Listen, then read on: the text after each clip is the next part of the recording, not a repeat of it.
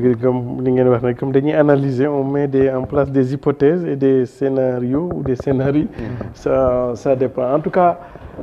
Amadou Ba foofu lañ koy xaar d'abord il faut que mu def de l'innovation politique. Parce que boo xoolee président Macky Sall ba mu toogee ba léegi on nous a habitués avec les mêmes têtes.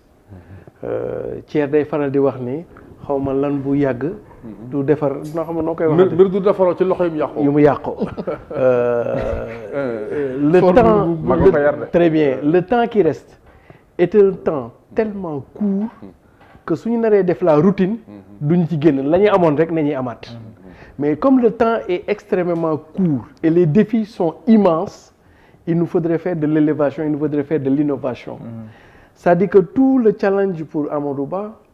ce sera de faire un équilibre, un savant dosage entre la jeunesse, non pas du point de vue de l'âge, mais la jeunesse du point de vue d'état d'esprit, d'audace, de spontanéité, mais aussi de volonté, et la sagesse en termes d'expérience et d'expertise. Je pense que su xajalee un peu d'espace profil yooyu ma lay wax te du ñooñu rek xaw nañu bëri APR yoo xam ne depuis 12 ans ñi ngi ci second couteau yi soit ay DG dañuy nekk wala ay conseillers et cetera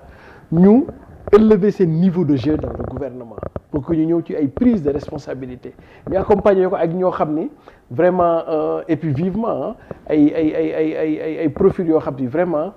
jot nañu wane as tuut lu yoo xam ni nit ñi nawe na leen ci seeni compétences mais pas seulement sur leurs aptitudes mais aussi sur leurs attitudes pour man loolu bu ko defee mën na ko aider lu bari mais su fekkee ni la fi nekkoon jeu de chaise musicale comme on dit souvent jël ak yooyu du dee parce que fi mu toll nii challenge la au sens de défi comme ni koy anglais di wax challenge mooy tu as ci challenge bi mën na koo yàqal lu ne comme mën na ko ubbi lu ne moom la Thier doon wax sànq challenge bi su ko réussir destin présidentiel am xaj na ci mais su ko échoué terminus carrière politique am xaj na ci est-ce que comprendre d'ailleurs loolu moo tax moom le meilleur service que Macky Sall le président Macky Sall puisse lui rendre c'est de lui donner la maison mais aussi les clés de la maison parce que suñ ko joxee kër gi da joxe ñu ko caaw ju dem pour que mu imprimer une marche boo xam ni c'est à sa personne à son rythme à sa vision et cetera parce que voilà mu def laa loolu parce que li des nii ndam a ngi ci gàccaa ngi ci li ci des nii bëri na bëriwut mën nga cee def ay prouesses comme mën nga cee daanu ndax bu si ay ndaw bëri tam du gën a yokk dynamisme bi très bien parce que da ngay xool tey jii Abdou Karim Fofana est-ce que xam ngeen ni toute la logique ou toute la volonté qu'il y a autour de ce qu'on appelle le cadre de vie de l'hygiène c'est parti de lui c'est lui qui a donné l'impulsion booy boobu dañ ko fi fal bi mu nekk ministre de l'urbanisme très bien mais dañ ko ci fal mais ngay gis engouement ak volonté bi mu ci doon demee ak ni mu doon changer loolu moo tax leader ak leadership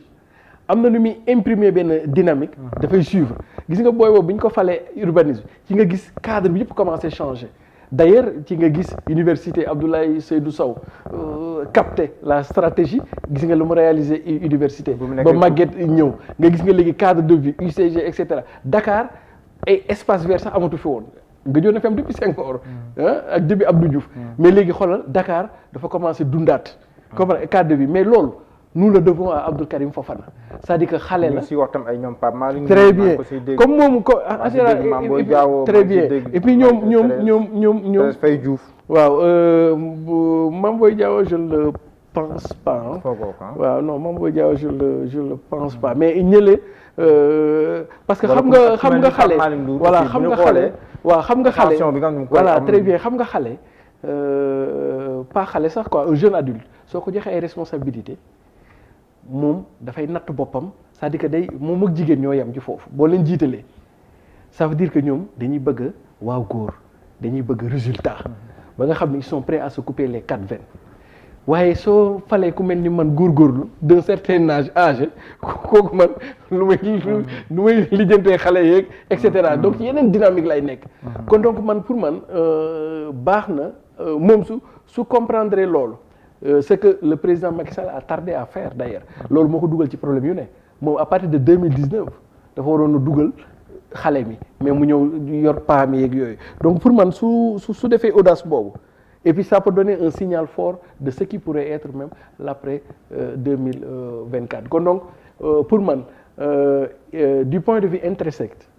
il a les qualités pour réussir la mission mais dafay des ci